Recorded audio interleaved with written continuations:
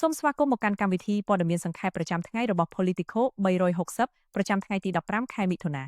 ជាដំបូងសូមតាមដានព័ត៌មានជាតិនិងកិច្ចការអភិវឌ្ឍសង្គមសំខាន់ៗព័ត៌មានដំបូងគេនេះសម្ដេចអគ្គមហាសេនាបតីតេជោហ៊ុនសែនប្រមុខរដ្ឋស្ដីទីនៃព្រះរាជាណាចក្រកម្ពុជាបានអនុញ្ញាតឲ្យលោកជំទាវ Alicia Alejandra Alfaro Castillo ឯកអគ្គរដ្ឋទូតតែងតាំងថ្មីនៃសាធារណរដ្ឋកូឡុំប៊ីប្រចាំកម្ពុជាចូលជួបសម្ដែងការគូនិងប្រគល់សារតាំងជាផ្លូវការនៅវិមានសាមគ្គីភាព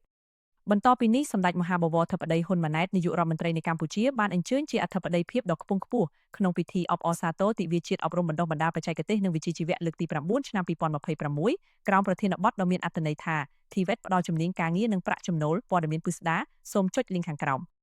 ស្របពេលជាមួយគ្នានេះដែរនៅក្នុងកិច្ចការបរទេសសម្ដេចធិបតីនាយករដ្ឋមន្ត្រីនឹងអញ្ជើញដឹកនាំគណៈប្រតិភូជាន់ខ្ពស់ទៅចូលរួមកិច្ចប្រជុំកំពូលរំលឹកខួបអនុស្សាវរីយ៍អាស៊ានរុស្ស៊ីដែលនឹងប្រព្រឹត្តទៅនៅក្នុងទីក្រុងកាហ្សាននៃសហព័ន្ធរុស្ស៊ីនាពេលខាងមុខ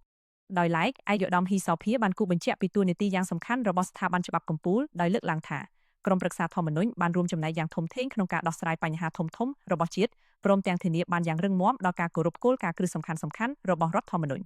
បន្ទាប់ពីព័ត៌មានជាតិសូមងាកមកតាមដានព័ត៌មានអន្តរជាតិសំខាន់ៗវិញម្ដងលោកប្រធានាធិបតី Donald Trump បានចេញមុខរិះគន់ចំទៅលើសកម្មភាពវាយប្រហារយោធារបស់ប្រទេសអ៊ីស្រាអែលទៅលើប្រទេសលីបង់ដោយលោកបានព្រមានថាសកម្មភាពបែបនេះអាចនឹងធ្វើឲ្យមានភាពស្មុគស្មាញនិងរំខានដល់កិច្ចខិតខំប្រឹងប្រែងក្នុងការបញ្ចប់កិច្ចព្រមព្រៀងសន្តិភាពរវាងសហរដ្ឋអាមេរិកនិងប្រទេសអ៊ីរ៉ង់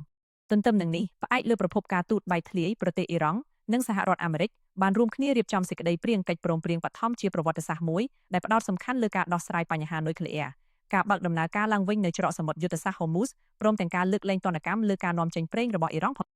ដោយឡែកងាកទៅមើលវិបត្តិសង្គ្រាមនៅអឺរ៉ុបខាងកើតវិញរដ្ឋមន្ត្រីការបរទេសរុស្ស៊ីបានប្រកាសបង្ហាញជំហរគាំទ្រចំពោះសំណើរបស់លោក Trump ក្នុងការបញ្ចប់សង្គ្រាមនៅអ៊ុយក្រែនហើយភាគីរុស្ស៊ីក៏បានបង្ហាញបំណងចង់ស្ដាប់ការបកស្រាយលម្អិតអំពីរបៀបនៃការអនុវត្តកិច្ចព្រមព្រៀងសន្តិភាពនេះពីបេសកជនពិសេសរបស់សហរដ្ឋអាមេរិក